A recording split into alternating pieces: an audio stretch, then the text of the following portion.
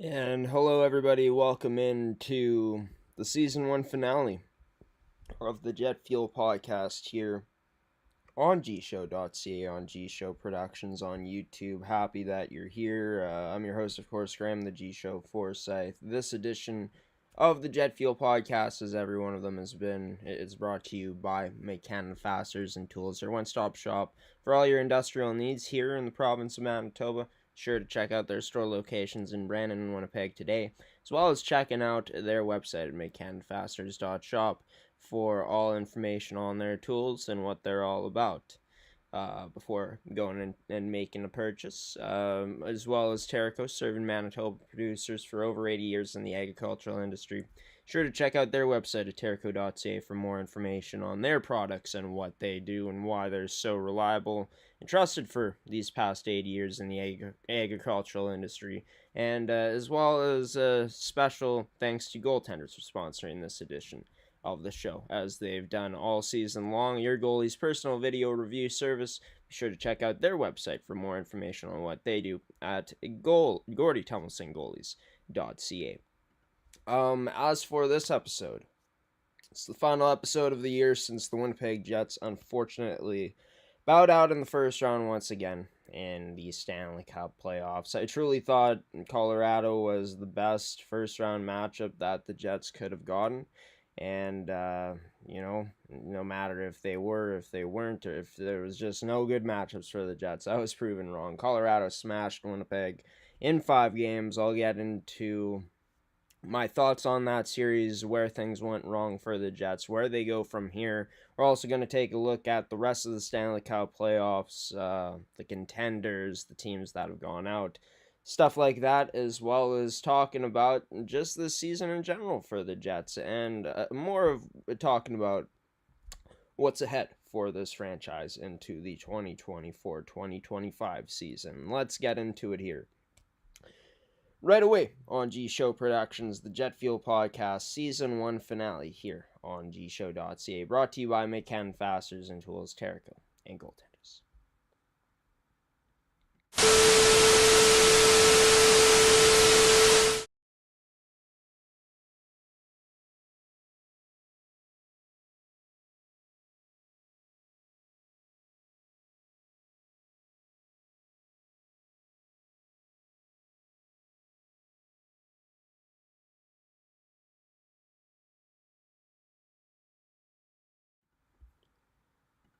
Alrighty, so let's get into it, shall we? The Winnipeg Jets losing in 5 games to the Colorado Avalanche in the Stanley Cup playoffs. Uh, on the scoreboard wasn't much of a series as we take a look at the scores of all of round one for the Jets versus the Colorado Avalanche. Of course, Winnipeg winning 7-6 in game number one. Just as pull things up.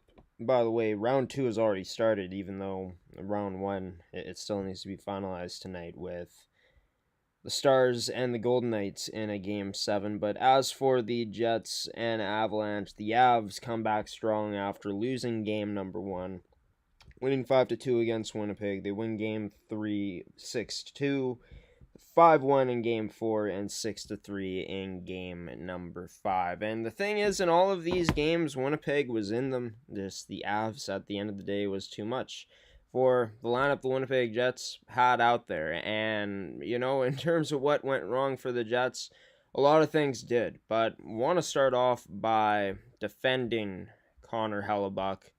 So we're going to put on goaltenders as well. I feel like that's fitting. Even though he let in, over 20 goals, he faced 177 shots and he made over 150 saves. Like, he, in both categories, has the most, and he only played 5 games. I believe Jake Ottinger is 3 saves away from tying him.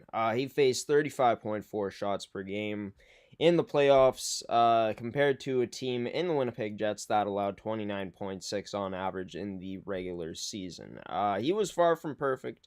He had an 870 save percentage, which is crazy for a goaltender who is going to win the Vezina, and had a 921 save percentage.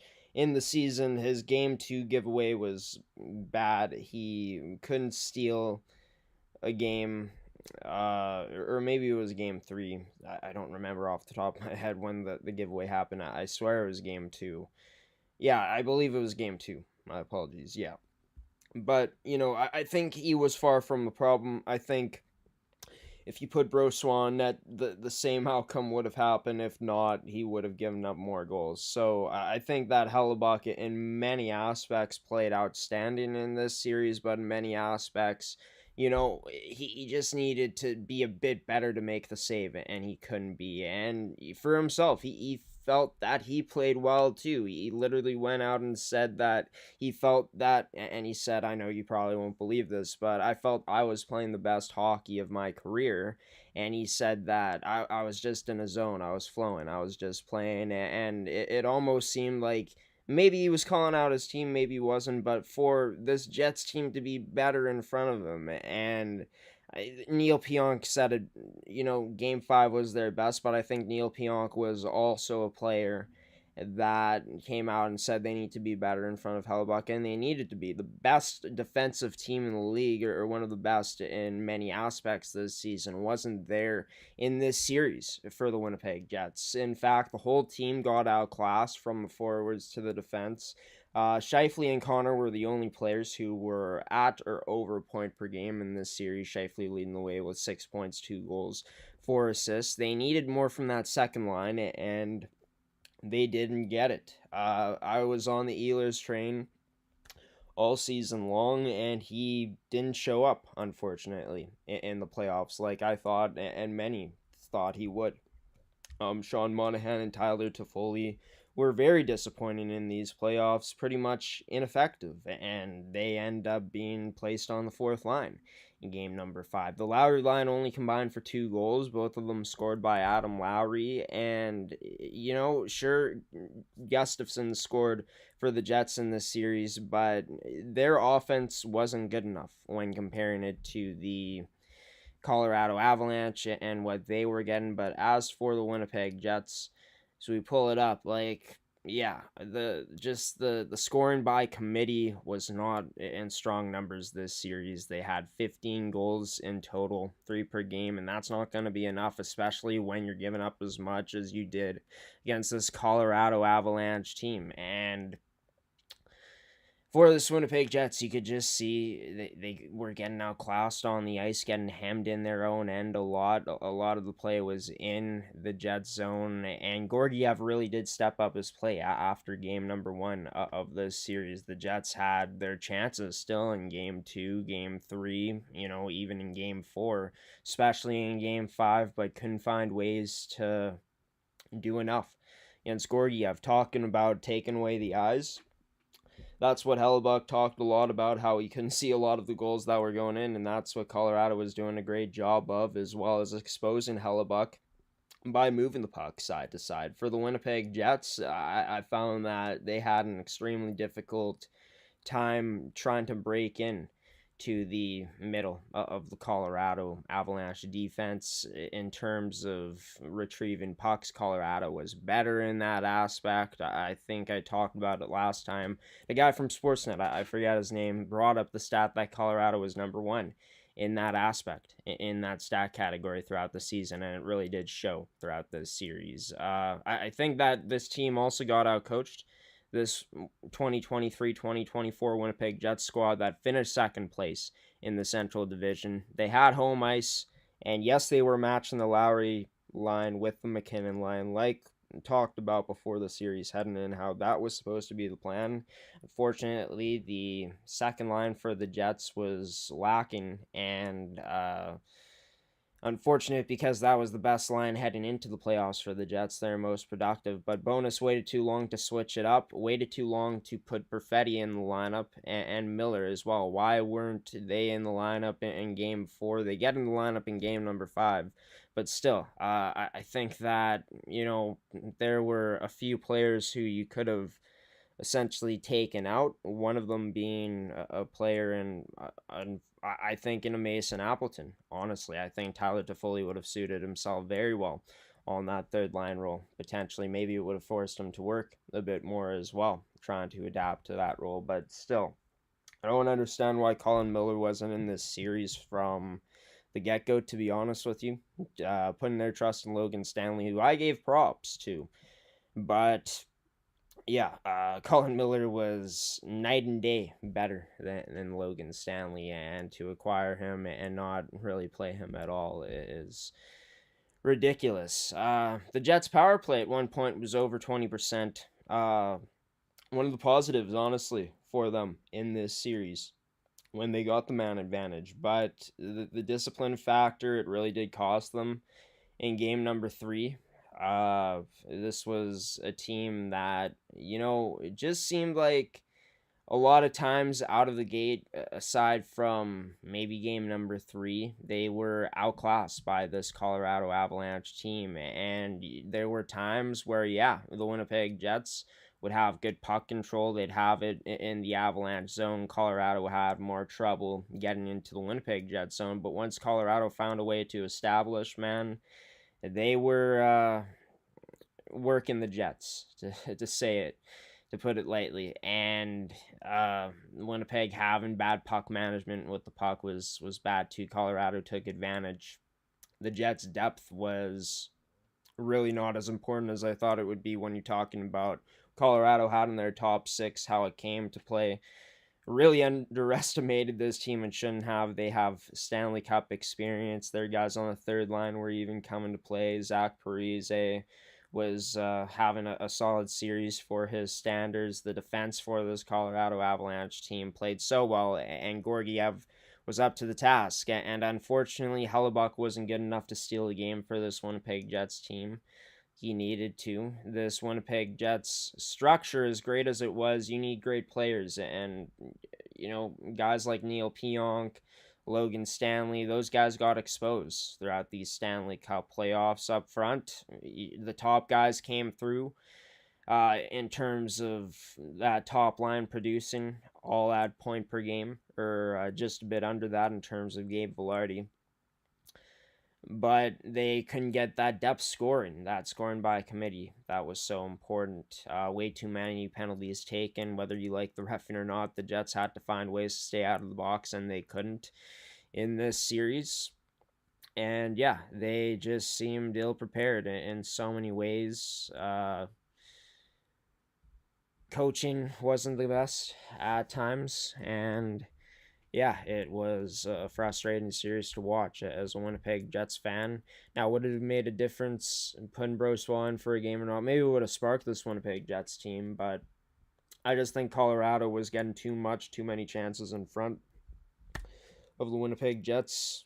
Not all series long, they established too much zone time for the Winnipeg Jets to truly survive. Like, there was so much talent on Colorado's side of things, and the top end talent for Winnipeg Jets simply wasn't there. They couldn't come to the table to play. I'm talking about guys like Nikolai Ehlers,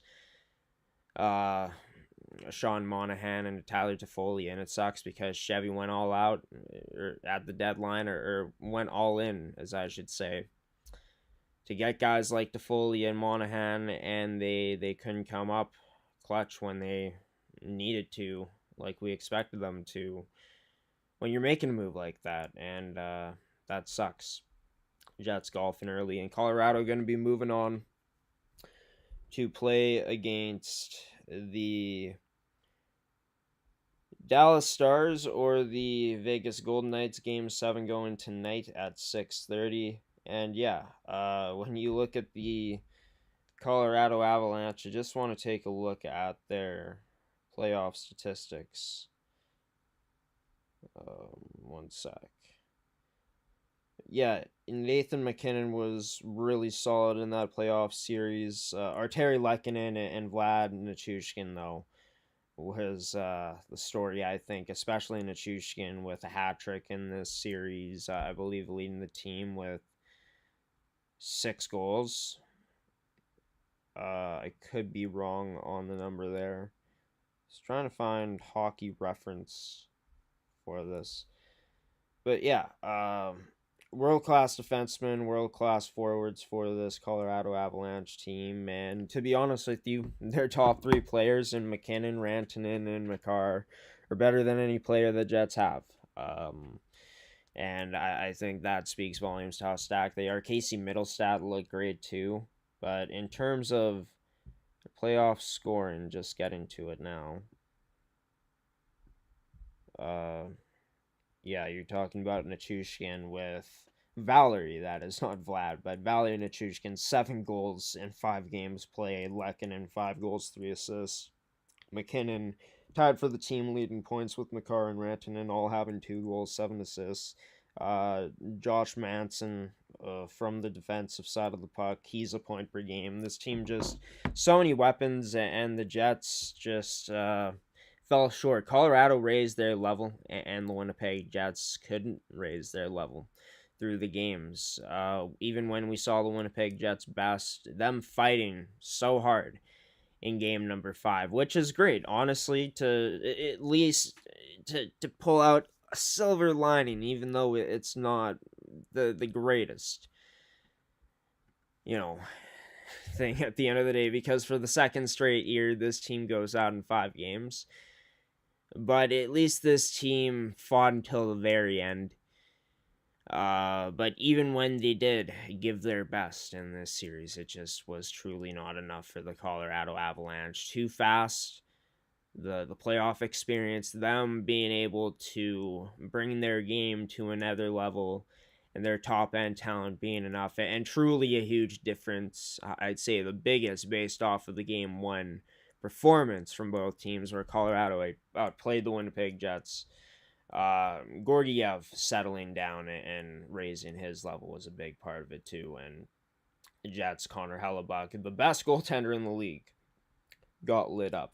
5 goals allowed plus in every one of the games, which is crazy. But we'll be talking about, or I guess I'll be talking about, the Winnipeg Jets, where they go from here. Coming up after this next transition, this next break, you're watching the Jet Fuel Podcast, episode 19, or better known as season 1, the finale, here on gshow.ca. G-Show Productions, brought to you by Make-Hand Fasteners and Tools Terrico. And as you saw during this segment, goaltenders, enjoy this part coming up, ladies and gentlemen.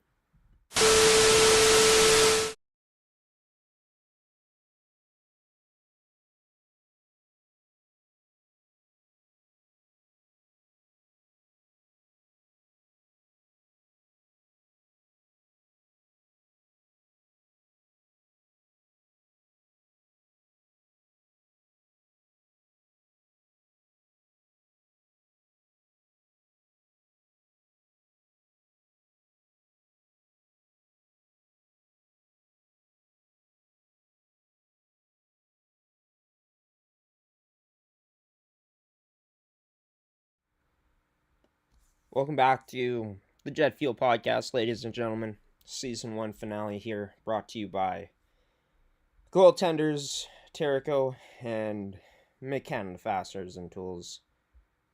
You're going to be talking about where do the Jets go from here, and the Winnipeg Jets talking to the media. I didn't have a chance to really see the players talking. I saw a few of the clips, like Connor Hellebuyck. Heard some of the things that Pionk and DeMello said. Of course, those DeMello going to be a UFA come this offseason. He is at this point, I guess, once free agency opens up. Honestly, hoping the Jets can find a way to work out a good deal with him where they keep him here, because honestly, the guy's been the best defensive defenseman for this Winnipeg Jets team. Can't convince me otherwise. The numbers back it up, and yeah, hopefully, they could get him on a fairly cheap deal if they did sign him. I wouldn't mind signing a guy like DeMello to 4 or 5 years.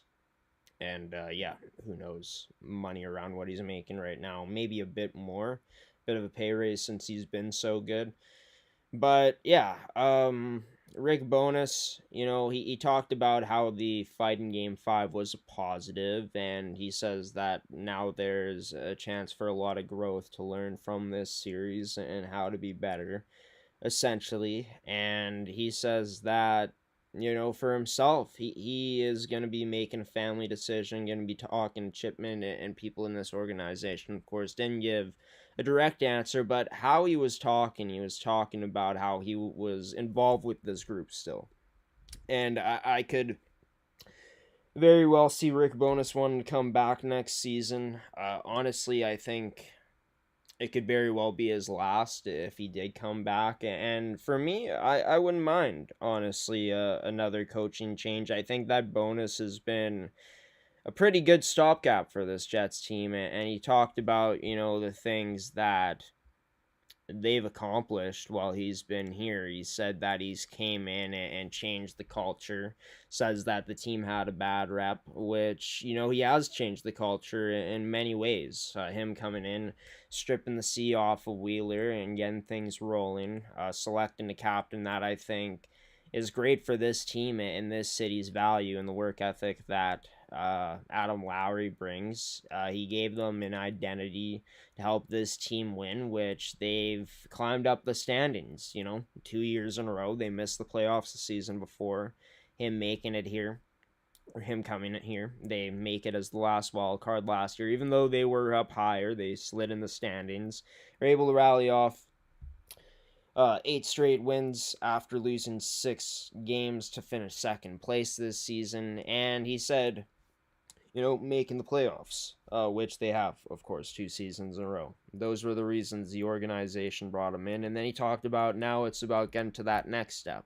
I love everything he's talking about. And he talked about how he'll take accountability if something didn't work out, he'll correct it, essentially, is what he said, and he'll look at it and learn from it. But he said his decisions, the way he looks at things, isn't always going to be the way other people are going to look at it. And I think that could explain some of the line combinations that he went with this season. But in terms of if he should be here as a part of the Jets' future and how this team, where they should go from here, where do they go from here? Because I thought they established themselves as a contender this season, and you do, especially when you finish second place in the Western Conference, even though their playoffs didn't pan out. We've seen that before, like the Calgary Flames when they finished first place in the West back in, I think it was 18-19, which is crazy because Colorado, even though they were wild card in that season, they also beat highest seeded Canadian team in a short amount of games, in 5 games. But yeah, in terms of where the Jets go from here after establishing yourselves as a team that, can improve in the standings and looks like they can contend, can beat good teams in the regular season, can't quite get to that next level in the playoffs. I think that's really what they should be looking at. It's how can you get to that next level in the playoffs of not just bowing out in the first round, because last time the Jets won a playoff series was when they swept the Edmonton Oilers back in 2021. And before that, the only series they had won, the most recent, was the Nashville Predators won in 2017-18 because they bowed out in the first round 2018-19 to the St. Louis Blues. COVID, the play-in, they lose to the Calgary Flames the next season. And then came the Edmonton series, which was the most recent series that they win. But, for the next 8 years, they've hitched their wagon to Connor Hellebuck and Mark Scheifele. Starting next year, for the next 7 seasons, they'll be on $8.5 million deals per season. And the Jets essentially have a 3 to 4 year window, in my opinion, starting now. The current UFAs for this team are Tyler Toffoli, Sean Monahan, Brandon Dillon, Dylan DeMello, Colin Miller, Colin Delia, and Laurent Brossois, their current RFAs, Cole Perfetti, David Gustafson, and Logan Stanley. My honest opinion on it is this, and we've seen it from the Calgary Flames where they've been in contention in high seeds in some seasons. They've been in the playoffs and they've shown that maybe they can advance, but haven't been able to get very far. They've held on to the idea, and they've tried to stay relevant by maybe going out and getting roster players, and maybe not trusting the players in house. Maybe not me. I don't follow the Calgary Flames that closely, but I think that the Jets, in my honest opinion, you retool and build around Hellebuck, Shifley, and Morrissey. You need to go out and get a legit number 2 centerman and a top 6 piece and another top 4 defenseman.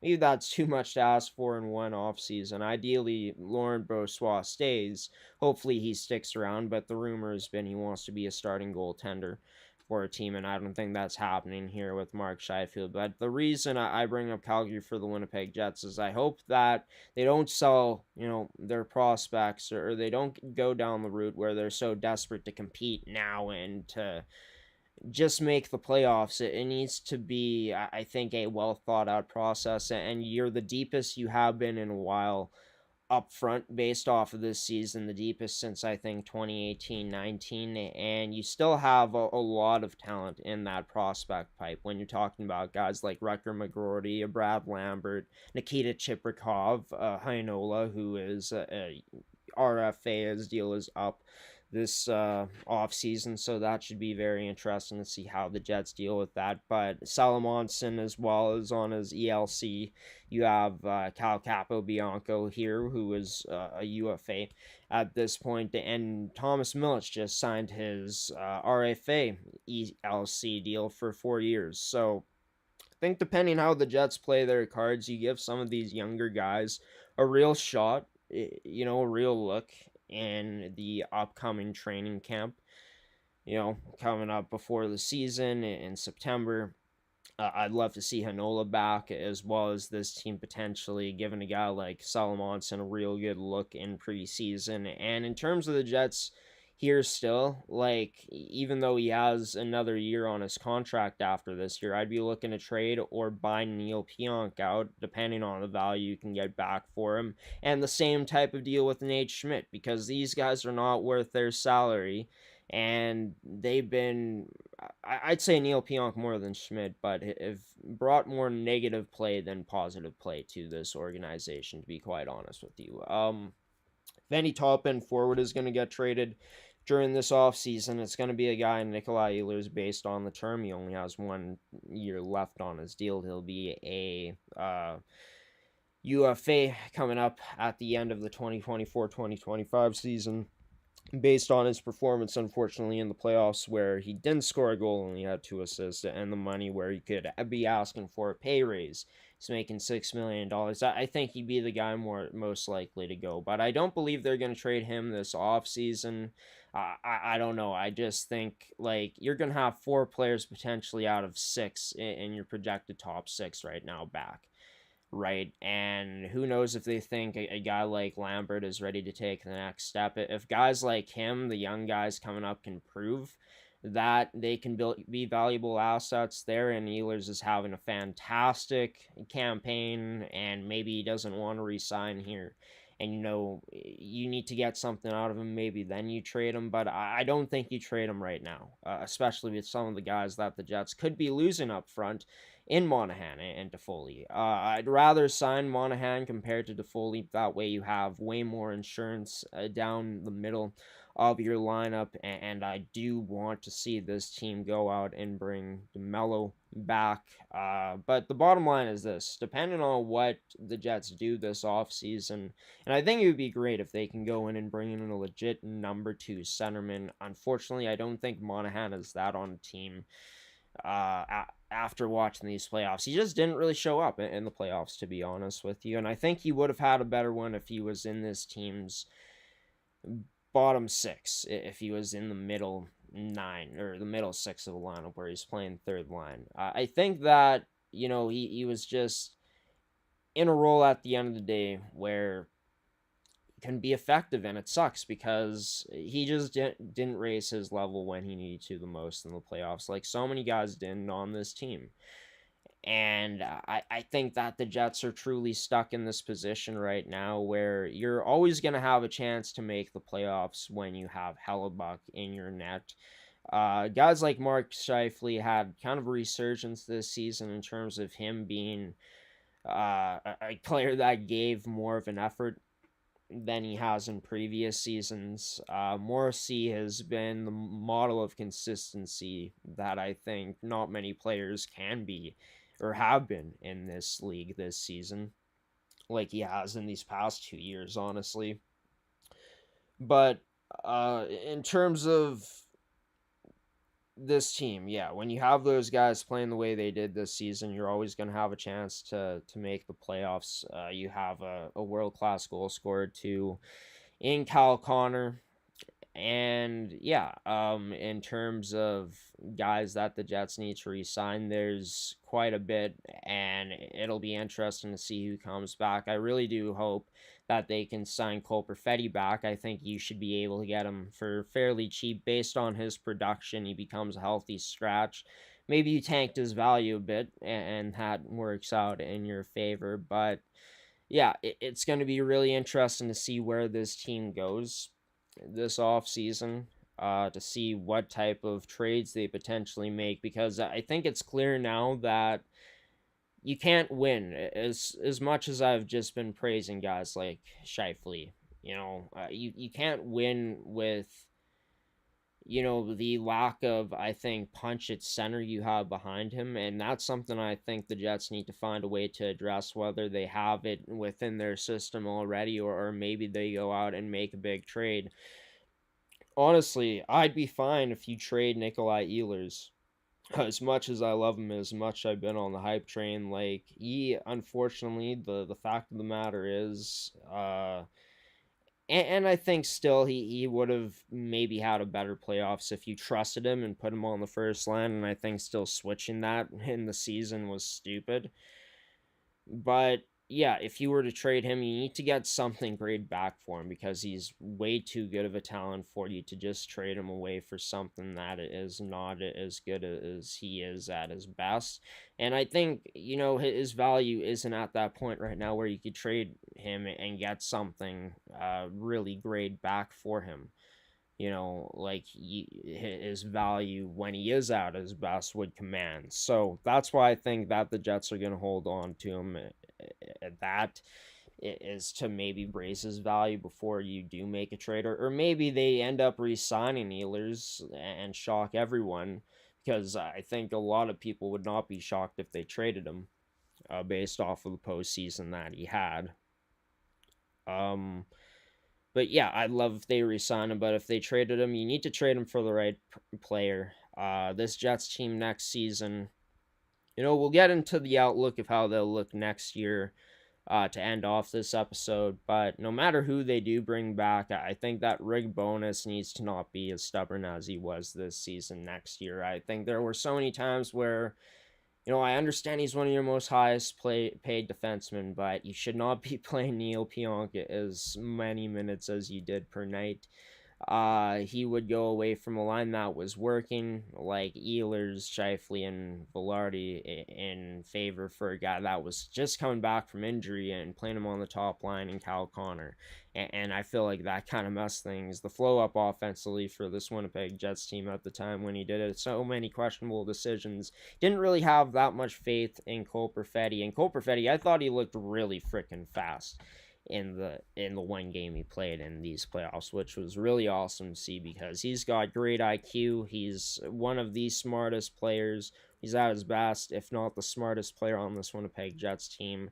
If he can be even faster, that is only going to be more beneficial for him. But if Rick Bonus is back next season, which the way he was talking points to, yeah, he will be. He needs to have more trust in his young guys and his skilled guys in this lineup.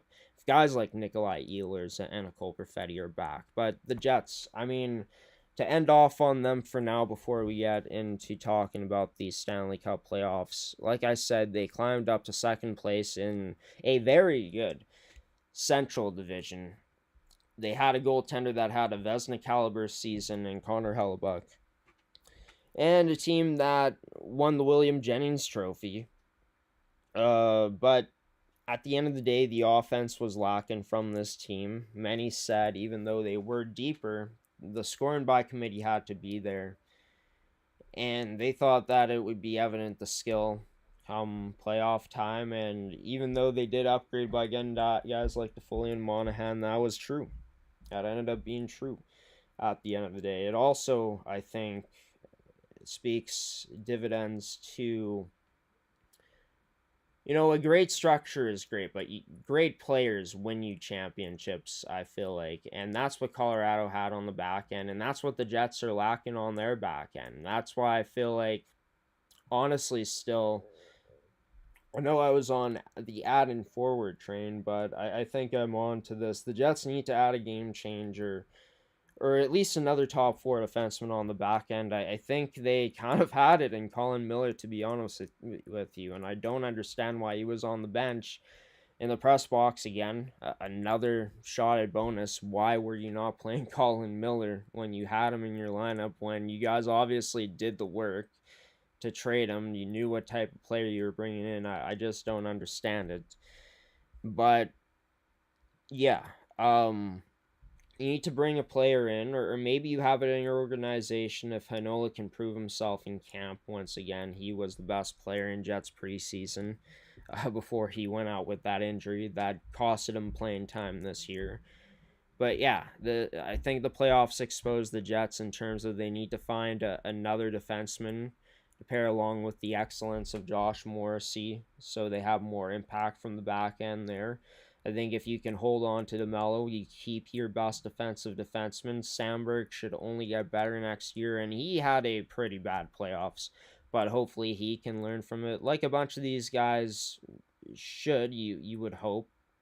But the Jets up front, they're still going to have talent coming back like Mark Scheifele.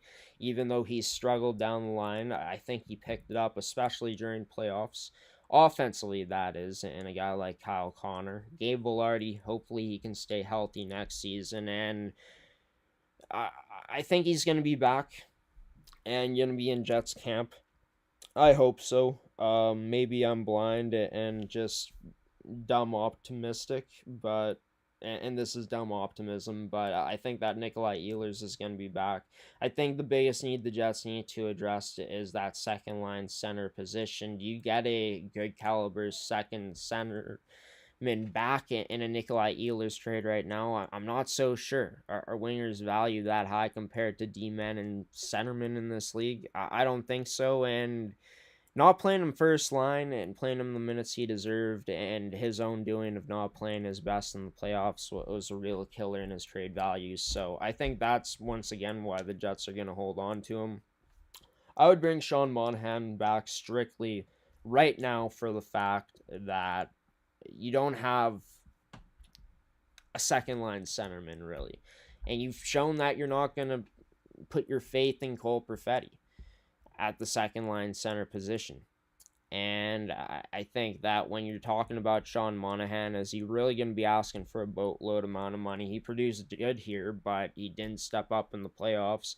Now it's going to come down to if Sean Monahan wants to come back. And I think that, if he doesn't come back, the Jets need to obviously be searching, and they need to put some free agents on their radar. Now, who's it going to be? I'm not too sure.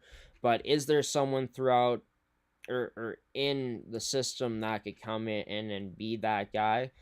I'm not sure. I think that the Jets, their third line is established for now in most of their bottom six. I think you could plug anyone into that bottom six and it could be pretty effective for the most part. But yeah, the Jets this offseason,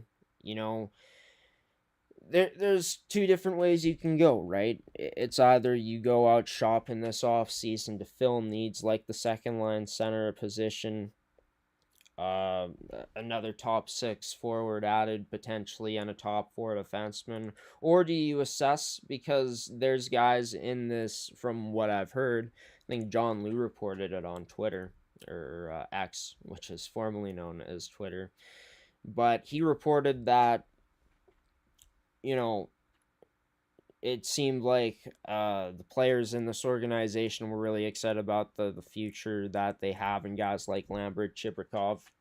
Of course, it sounds like, from the sounds of it, McGroarty is going to be going back to college for another season. Hopefully, the Jets can sign him. But the Jets are in a good place. At the end of the day, that's the bottom line with the prospects they have in their pipeline right now. You can win with any type of roster, really, many types of rosters you have when you got a guy like Connor Hellebuck. You still got some pretty good players up front when you talk about like Mark Scheifele and Kyle Connor, Nikolai Ehlers, Velarde's still here, Morrissey on the back end. It's about how does Kevin Cheveldayoff now go out and add to this roster, add to the talent by going out and getting some impactful players potentially at that second C position, another top six forward or another top 4D. All three would be ideal. Or do you just trust it and plug in as many young guys as possible to get things started? Because your cup window, honestly, if you want to build into it, would probably be 2 years down the line, or maybe it even starts next year if your young guys really do pop off. But put the trust in the young guys. You have good enough players right now to add in a good mix of young guys to get younger, to get faster, so you have a better chance to compete in the playoffs.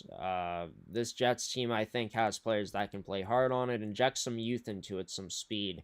I think good things could happen potentially. I think it's going to be a very interesting 2024-2025 season for the Winnipeg Jets, and I can't wait for it. We're going to take another transition here, a quick break, and I'll be back to talk about the Stanley Cup playoffs and how things are going. Round one, still one game to be played here tonight. Talk about the start of round two as well here coming up on the Jet Fuel Podcast Season 1 finale.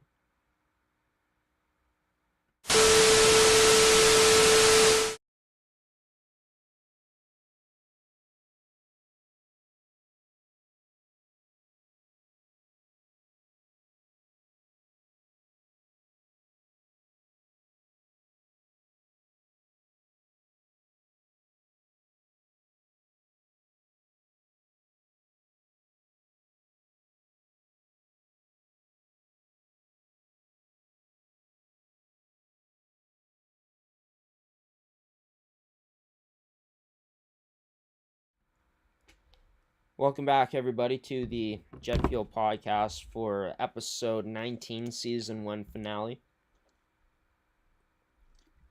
And yeah, season coming to the end. If you didn't notice, I did get a haircut. That's why I'm keeping the beard, honestly. So, just kind of rocking with this look right now, to be honest with you. But this edition of the show brought to you by Terracome Cannon Fasters and Tools and Goaltenders.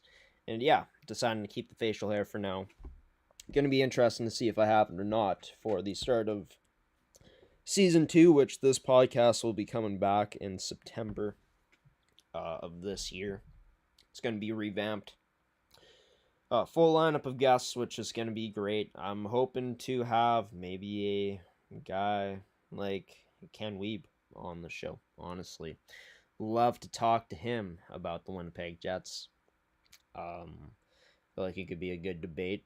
Guy like Mike McIntyre on the show again, Scott Billick perhaps, Nick Lynam, Connor Rabchuk, maybe some of the boys over from Winnipeg Sports and Hustler, Michael Remus, you name it.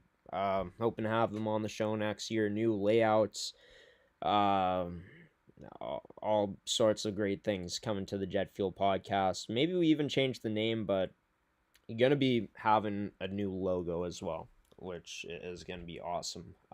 Can't really use the, sorry, a hiccup there, but can't really use the Winnipeg Jets logo since True North Sports Entertainment, I'm pretty sure, the NHL, one of the two owns the rights to it. So thinking why not make our own? That's been in the works, and absolutely loving the process of getting things ready for what should be a fantastic 2024-2025 season of sports here in Manitoba, both at the amateur and pro level. And at the pro level, the Winnipeg Jets, of course, their season is done for at this point, but they'll be looking on to next year, looking to make the playoffs again. Hopefully, they don't do a Calgary Flames where, the one season where Calgary makes the playoffs as a 1 seed, they flame out the next year.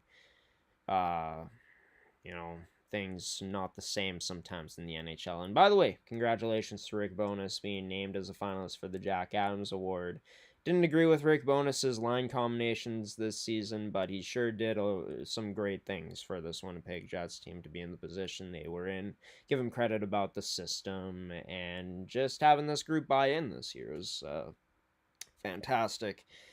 And great that he gets the nomination. It's Andrew Brunette and Rick Tocchet. Honestly, I think Rick Tocchet probably gets it. Vancouver finishing with the 1 seed in the Pacific Division uh, after missing the playoffs last year, the last 2 years. Doing great work. But as for the first round of the playoffs, Rick Tocchet's Vancouver Canucks winning 4-2 over the Nashville Predators in that 7-game series. And yeah, as for Vancouver, they battled through adversity. They lost their number one goalie in Thatcher Demko.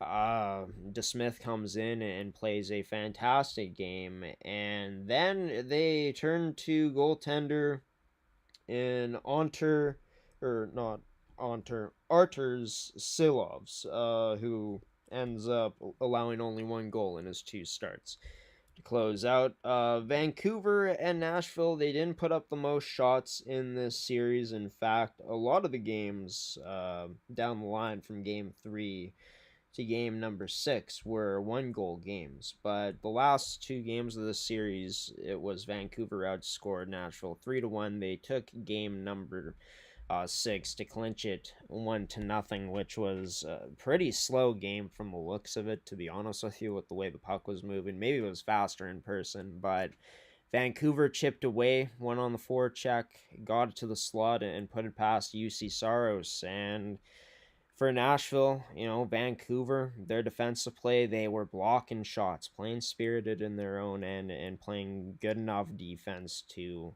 sustain. Nashville kept them to the outside at times too. Their goaltenders, whether it was Silovs or DeSmith or Demko in game 1, coming up with the big saves, and that's what you need. Everyone buying in from your team, from your goaltenders to your defense blocking shots, to your forwards like JT Miller diving across to try to block shots too, to clog up the net. Just an example of why Vancouver's moving on to the next round. Guys like Pedersen haven't even truly gone going. Brock Besser has really been an impactful player for this team too. Dakota Joshua in game 1. It's going to take a lot to beat the Oilers, though, who are on to round number 2 after winning in 5 games against the LA Kings 3 seasons ago, or I guess 2 seasons ago at that. They beat the Kings in 7 games in round 1. Last year they beat them in 6. This season it only takes 5. And I think for the Edmonton Oilers, what was so impressive from them is we know that they can put up the goals. The high scoring team led by Connor McDavid, who leads the playoffs in points. Leon Draisaitl came out to play. Hyman's been a goal monster so far. Bouchard from the back end is putting up. But this team is also showing that they can defend well and win in close games too. And I think no more game was evident than that in game number 5 or game number 4 of this series, when they win 1-0 in LA. They only put up 13 shots in this matchup. They allowed 33, but I think that's just a testament to how good Stuart Skinner can be and how this team can win even if they aren't putting up the offense and the offense isn't firing on all cylinders right now. That's not going to be good enough at all to beat a team like the Vancouver Canucks, but Edmonton's also proven that they can put up the shots in these playoffs, right? They've proven they can score at a high level. And when you're looking at this team, like, they have more pieces than just a Draisaitl and a McDavid, that can hurt you, right? When we're talking about guys like Hyman or a Bouchard from the back end. Ekholm hasn't even really gotten going in these playoffs yet, and he was big time for them down the stretch. The new acquisition of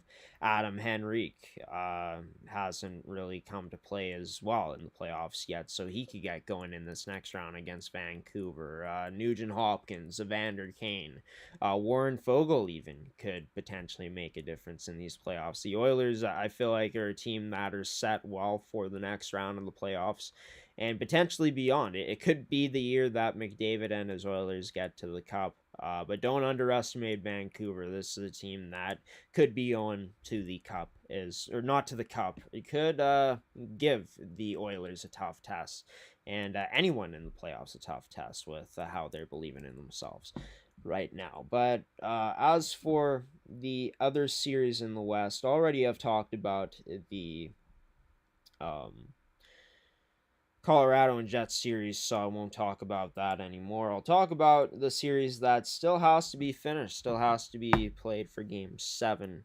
Winner moves on to play the Colorado Avalanche, and that is the Dallas Stars and the Vegas Golden Knights. Vegas started off up 2-0 in this series, and then Dallas won 3 games in a row. But Vegas would not say die on home ice on Game 6 on Friday night, 2 nights ago now, where they won 2-0 against the Dallas Stars. Now, the shots in this game ended up being 30-23 in favor of Vegas. And a huge third period for them where they ended up scoring the only goal, or only 2 goals of the game. Outshot Dallas 12-5. And honestly, like, watching this series, man, and how it's been going, it has been a treat to watch. Like, this is a heavyweight affair against 2 teams that could honestly be meeting in the conference final. And that's just not the way it was going to be this year because of how Vegas finished off the regular season. Funny fact is that even if it was by conference where it was 1 versus 8, it would have been these 2 teams playing in the first round regardless. It sucks that it isn't that format because the Jets finished second. They would have been playing LA, and sorry, LA fans, much would have rather played LA than Colorado in the first round of the Stanley Cup playoffs for sure.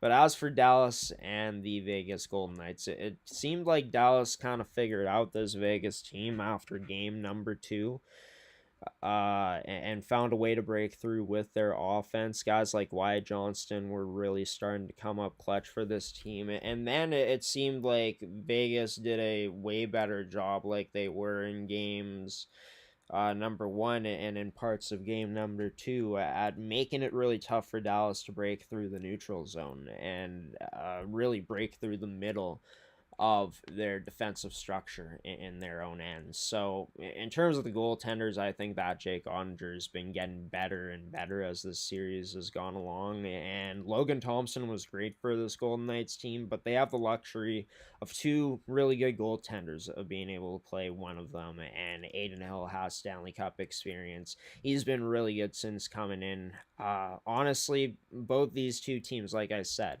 both really good defensively in their structure. They're both loaded. One of these 2 teams could honestly be in the Stanley Cup. They're going to have a hard matchup against the Colorado Avalanche next round, regardless of who makes it through. The Central is an absolute bloodbath. I feel like this season, an absolute. I don't even know the word to use. Really hard to get through. We'll just put it at that. But it's going to take, both these teams' best players to show up in this Game 7 tonight, which is starting at 6:30, just over 35 minutes away from puck drop.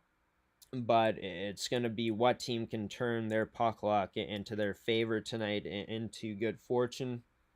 And yeah, it might take that one bounce. It's going to be a really close, I feel, game tonight in Dallas, and I think it could go either way.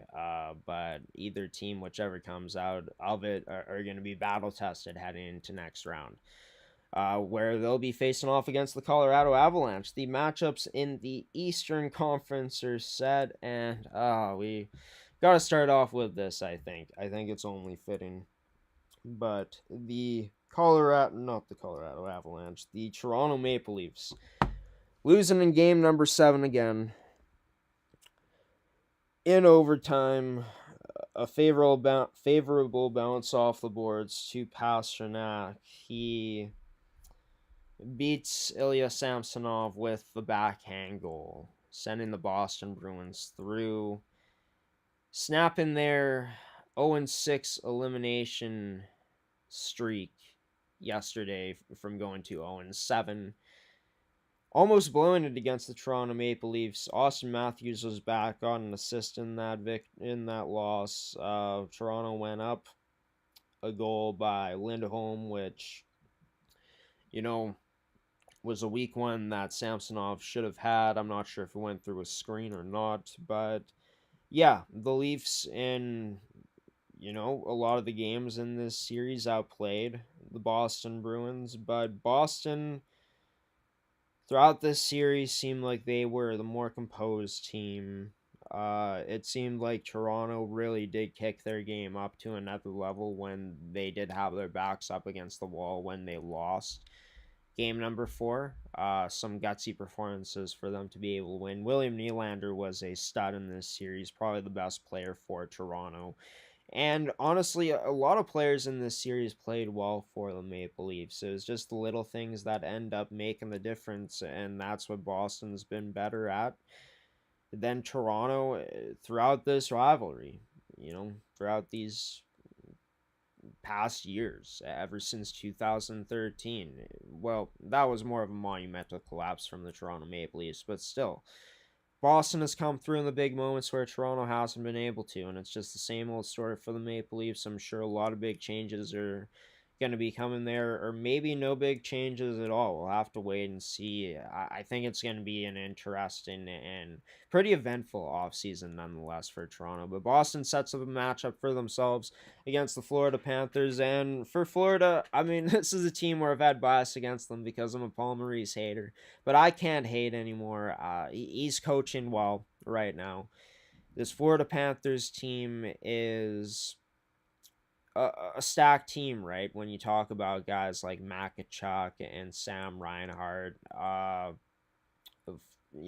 Verhaeghe as well, Anton Lundell, list goes on. Sam Bennett is currently injured, and this team, they're Ekblad is currently playing. He's been banged up throughout this year, so it's going to be interesting to see how his health holds up in this upcoming series against Boston and for however long that Florida is going to be in it. But Bobrovsky could very well steal a series for a team. We've seen it many times dating back to last year, and them going up against Boston.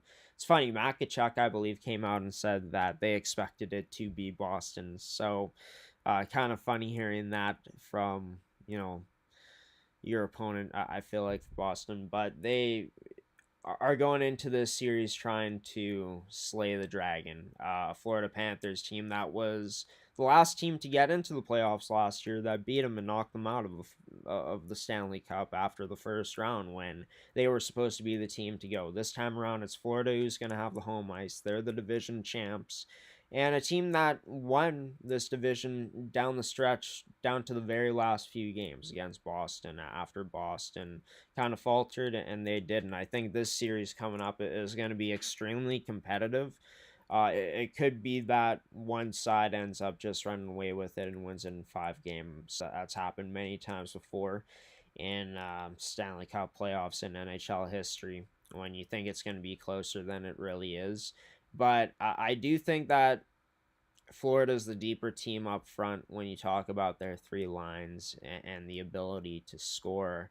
Both teams have really good decors. I think that Boston has the biggest game changer in both the decors throughout this series, and Charlie McAvoy. In terms of the goaltending, Jeremy Swayman's been fantastic, but Bobrovsky can steal too, right? So, yeah, I think that this series is going to be very close. It's about who can outcoach the other, right? And technically, Maurice outcoached Montgomery last season, so it's going to be the little things that make the difference, I think, in this series. Again, it very well could be because let's not forget, even though Florida won in 5 games over Tampa, a lot of those games were 1-goal games.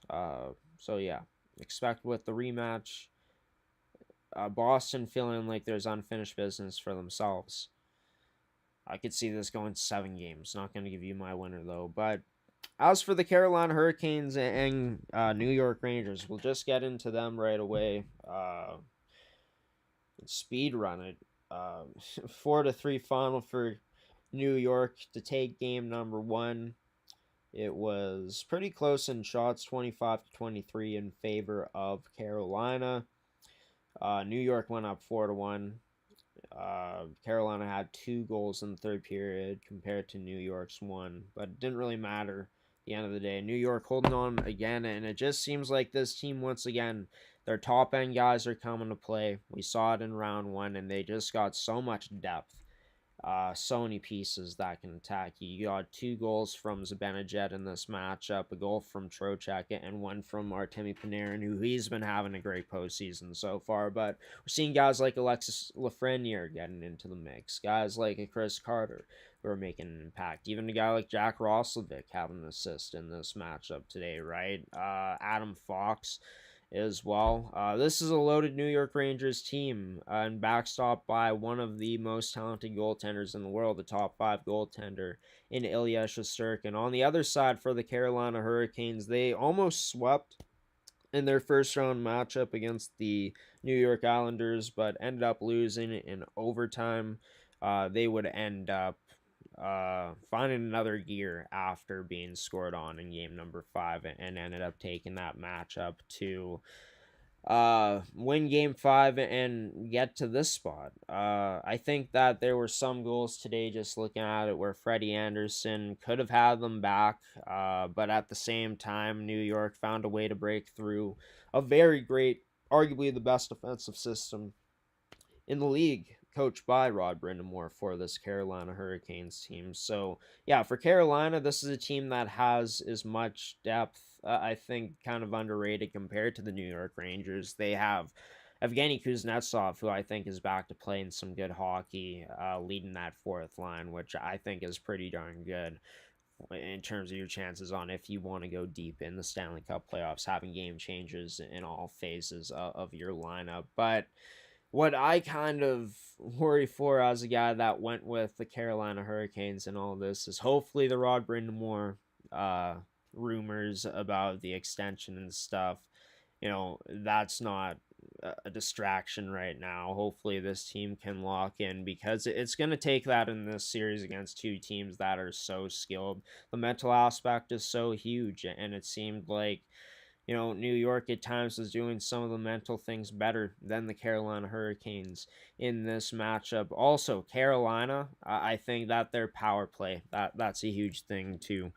When they were getting it, is that it seemed like it was kind of getting silenced, stopped more easily by the New York Rangers compared to when the Rangers were on the power play and the Carolina was on the PK. So it's going to be important to, of course, stay disciplined in this series for Carolina, because you don't want to give this power play as much opportunities as it can with how much skill that New York has on it. But as well as, you got to find a way to get your power play going, because there could be times where a guy like Matt Rempe takes an undisciplined run at someone, or takes a stupid penalty, or it could be anyone for that matter. You need to score in this matchup, especially when New York has as much skill as they do. This is a series that I think goes 6 or 7 games, hoping for Carolina, but could see the Rangers winning it. As for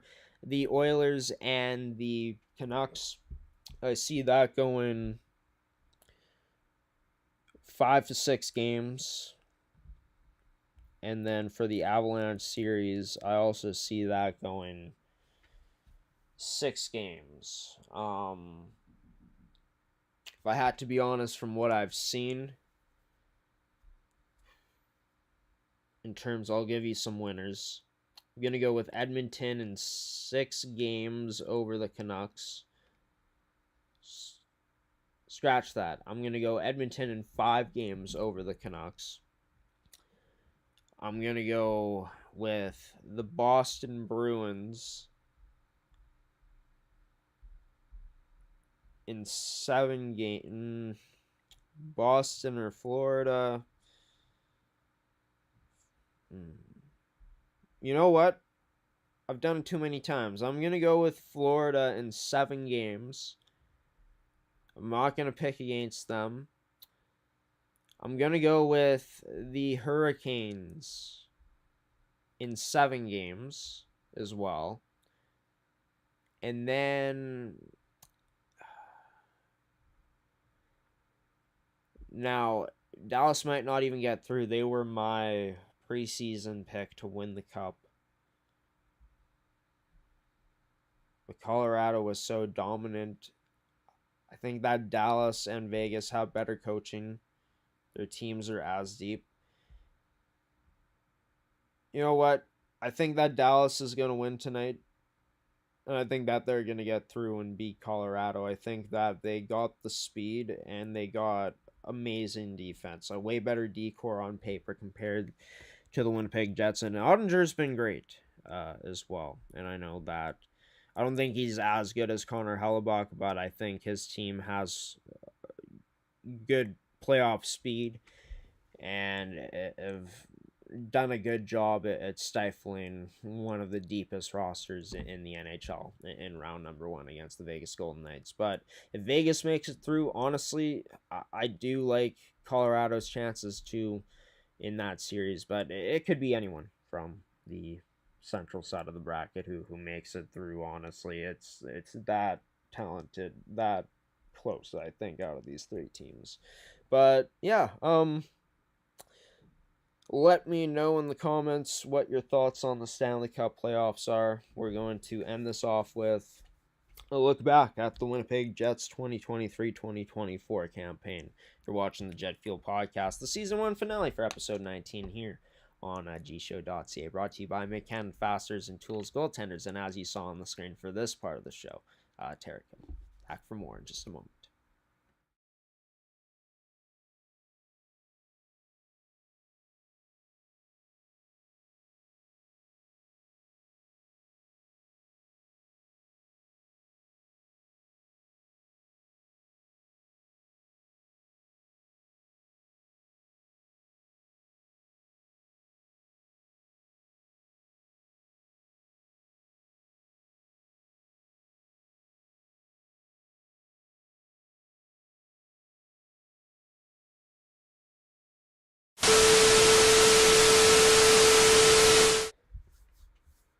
Well, this is the end here, ladies and gentlemen. The Jet Fuel Podcast, Season 1. We're going to be back for Season 2. Don't you worry about that. It's going to be a lot of fun. Going to be joined by a bunch of guests from around the Winnipeg sports scene. Maybe the NHL scene in general. So it's going to be fun. That's not guaranteed yet. However, I got to go guest hunting. So that's what these next few months are going to be about. All about preparing for next year to make this a bigger and better production. And I'm really excited. You know, for the most part this season, I thought that I was pretty bang on with the Winnipeg Jets. You know, I had them finishing 3rd. They finished 2nd. You know, I thought that, you know, my takes for the most part were backed up well with the stats and stuff. Throughout the regular season, you know, the hope went up for this team with the moves that Chevy was making. I think that he did a fantastic job for this team in 2023-2024, dating back to, you know, even looking at the Nino Niederreiter trade at the deadline. I know that I thought that Chevy didn't do nearly enough for this team last year at that deadline. But he brought in a player in Niederreiter and Nemesnikov, who it sucked also to see Nemesnikov go out the way he did. But they've been very positive players for this Winnipeg Jets team. One sec. Scotty. Blow my nose because, of course, as we get to the end here, the nose starts to get itchy. Maybe that's just allergy season too. But yeah, I was on the Chevy hate train for a long time, and something kind of changed in Chevy. I think always when he has his back against the wall, he does his best work. You know, with the potential to lose PLD for nothing, he turns that into bringing in players like Gabe Velarde, right? Who I think that he became a fan favorite, and rightfully so. I think that's a prediction I nailed.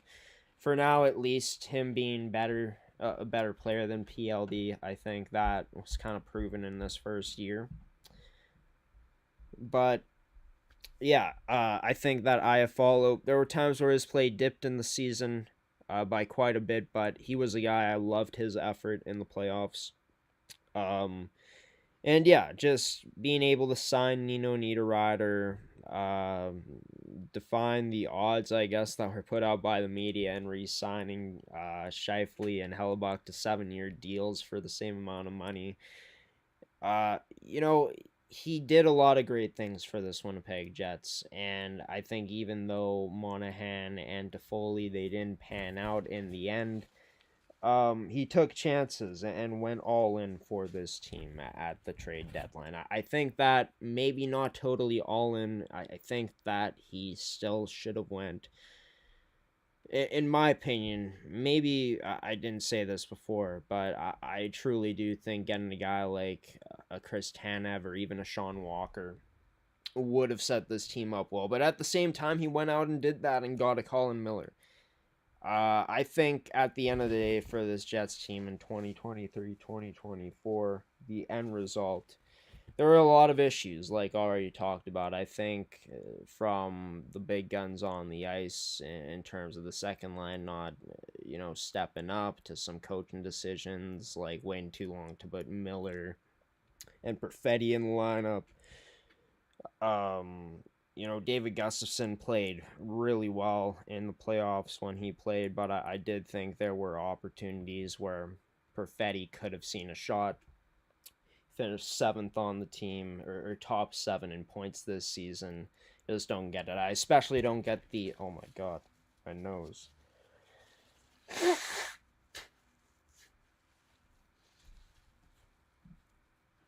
But I especially don't get Colin Miller not being put in the lineup. And, for this Winnipeg Jets team, I think that a lot of players had, pretty solid seasons. I think that this team proved that they could take the next step.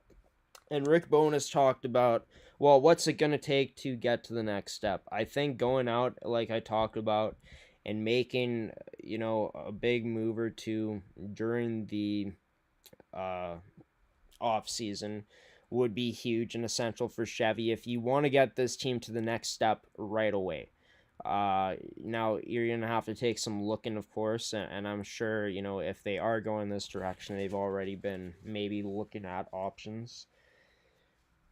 But if that's not the case, of course, maybe you rely on the young talent of this team more so next season, and put your bets on Hellebuck and players like Morrissey to really carry this team. But as for this Jets team this season, getting ahead of myself, getting into next season for this team, talking about the projection for it. But as for this season, I mean, this team finished top 15 in so many of the analytics this year. They were statistically, one of, if not the best defensive team in the NHL. 34 straight games of, I believe it was 3 goals or less per game, which is outstanding for this team. This team's work in the regular season in that aspect got recognized and rewarded with the William Jennings Trophy. Connor Hellebuck's going to be a Vezina winner. I think that Josh Norrisy, or Josh Morrissey, whatever you want to call him, deserves some looks for sure in the Norris voting, even though he's not going to make top 3. I think the guy is no less than top 7. He's been fantastic.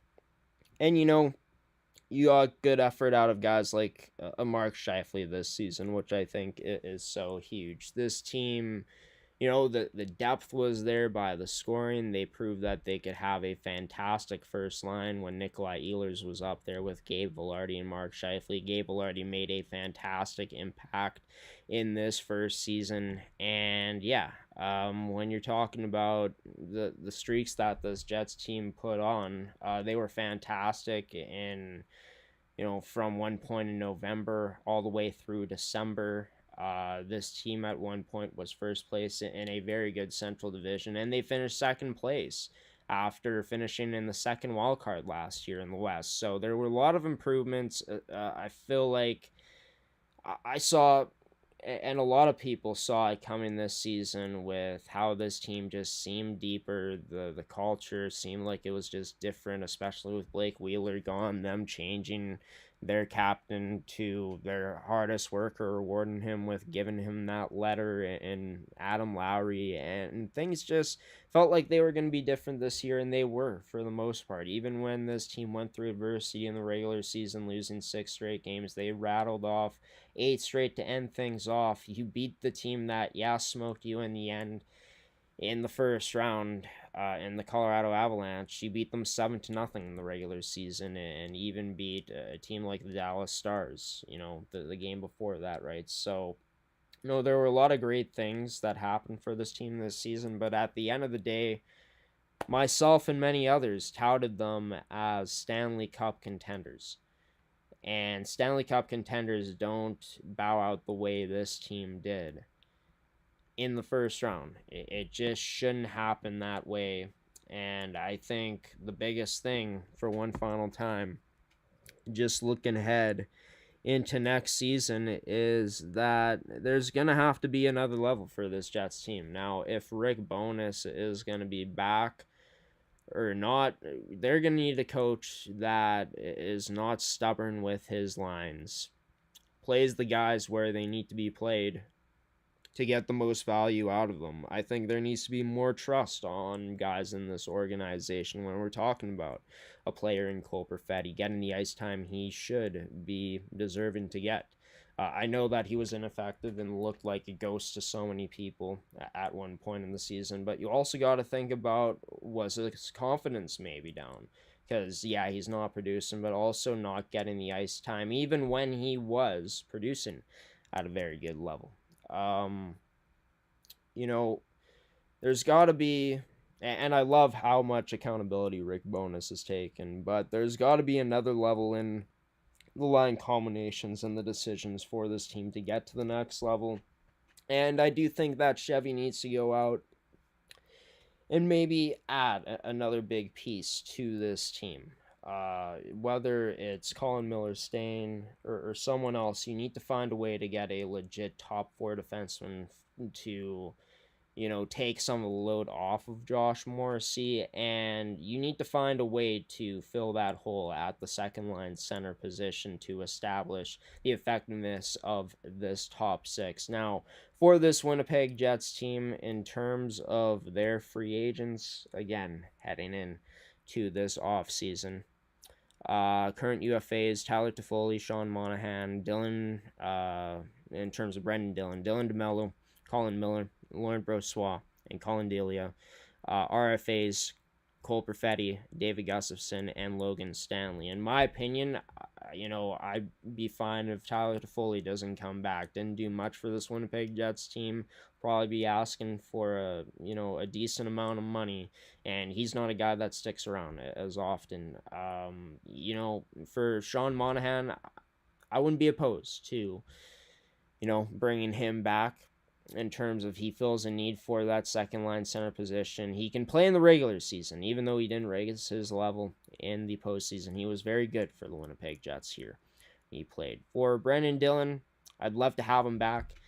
He brings a good presence on the back end. But at the same time, I also wouldn't be mad if we let him go, because it would open up more room for this team to implement some of their young talent to this lineup next season in camp. Dylan DeMello, I think that's a guy who should almost be a must re-sign. I know a lot of Jets fans and a lot of hockey fans don't think he's that great, but he's been so reliable on the back end for this team. There's been times where, sure, he's turned it over. Maybe he's declining a bit. It depends on what type of money he wants, but you should be able to get him back for cheap. And no matter what type of mistakes he makes, he always makes such great plays defensively. His gap control is great. He's the best defensive defenseman that this Winnipeg Jets team has, and losing him would suck. Brossoit would suck to lose him too, but it depends on what he wants. I think that he wants to be a starting goalie. If that's the case, he's probably out of here. But the Jets, they got to be happy with what they got in guys like Thomas Milic, the guys they got on the Moose. Connor Hellebuck's going to get most of the games anyways. So, yeah, it's going to suck because Brossoit was so important to this team this season. But, hey, it might not be on the cards for us to re-sign him. As for Cole Perfetti, I think it's very important you re-sign this guy. He was one of our most consistent players at one point in the season. He looked like he's gotten faster, and I think he's going to be motivated next year. I think you should be able to re-sign him for cheap based off of the production he put up, and I think he's a guy that really does deserve a chance to play in the top six more often next season and actually get top six level ice time. David Gustafsson is another guy that I'd love for the Jets to re-sign. Should be able to get him for cheap too.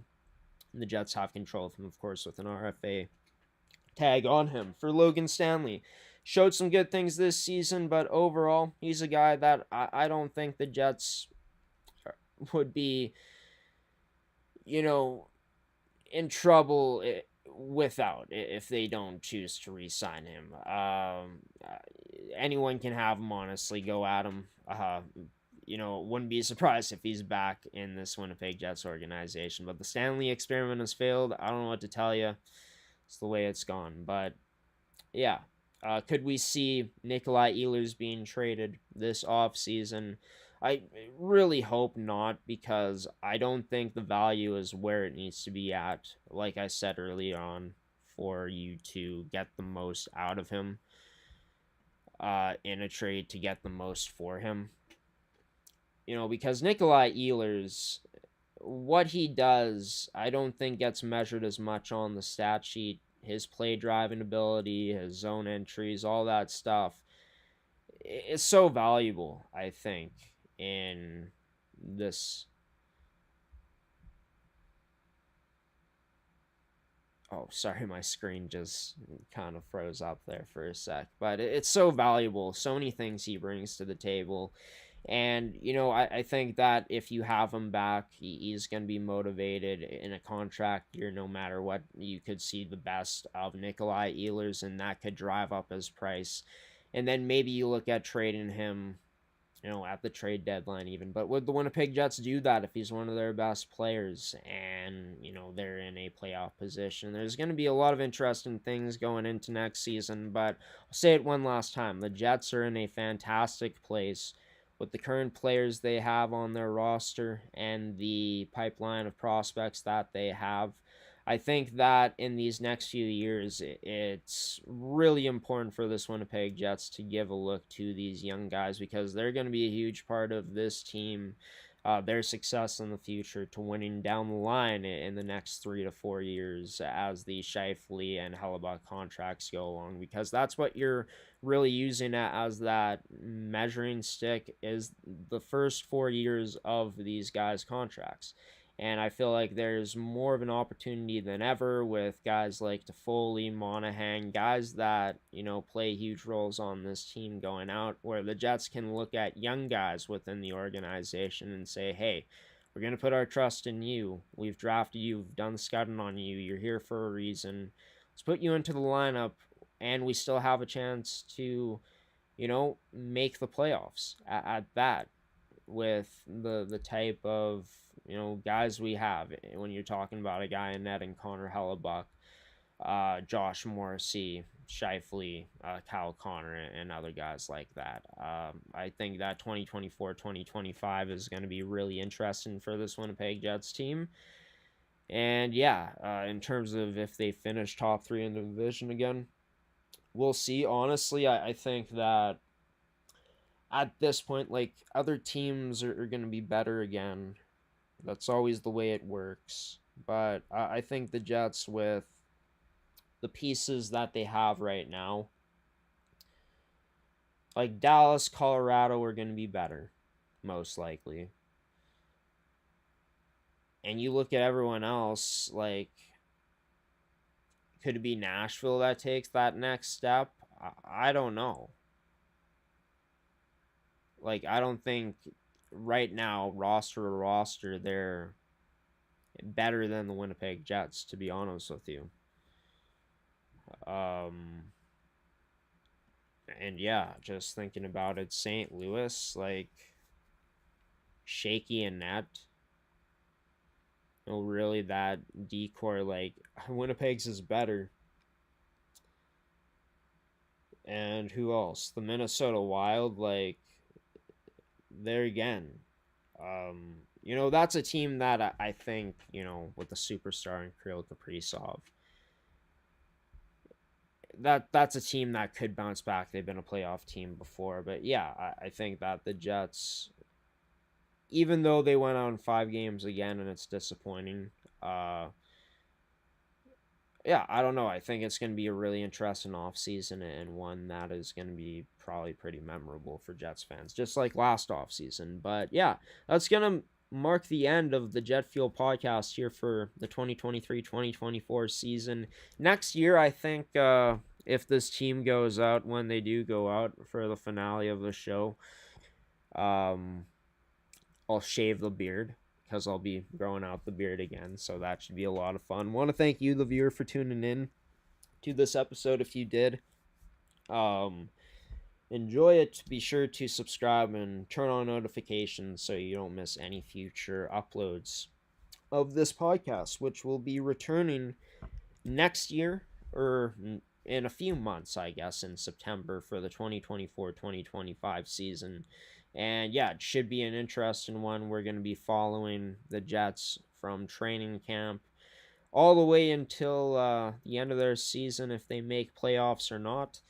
It's going to be really entertaining. Like I said, we're going to be revamping the show in terms of how it looks, the layout on the screen. Going to be bringing on more guests consistently and having more consistency to this show in general. This has been our first year as a brand. This is the last podcast we're doing for the 2023-2024 season of sports, and it's been an absolute blast. Without you, it wouldn't have been possible to be able to do that this year, and we've seen our numbers grow in terms of our subscriber count.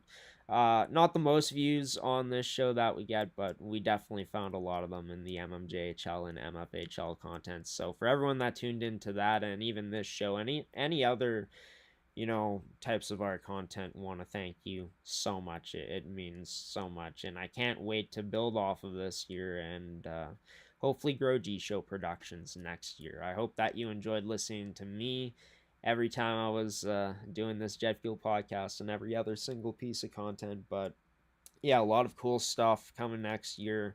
It's all going to be revealed in August. We're going to be the official broadcast partner of the MMJHL and MFHL again next year. So lots of cool stuff on the way in terms of, live stream content. A lot of games to be live streamed next season. It's going to be fantastic. Blog content too. There's going to be a lot of stuff coming out before the Jets season and during the Jets season next year. Gonna have the summer to plan, these next few months at that to plan for next year. And yeah, we're just hoping and planning to make 2024-2025 bigger and better. Gonna make it our year, G Show Productions year, the year of G Show Productions at that. Hopefully the Winnipeg Jets offseason is successful and Chevy is busy. I know we will be busy ourselves here at G Show Productions and getting our content ready, planning and scheming for 2024-2025.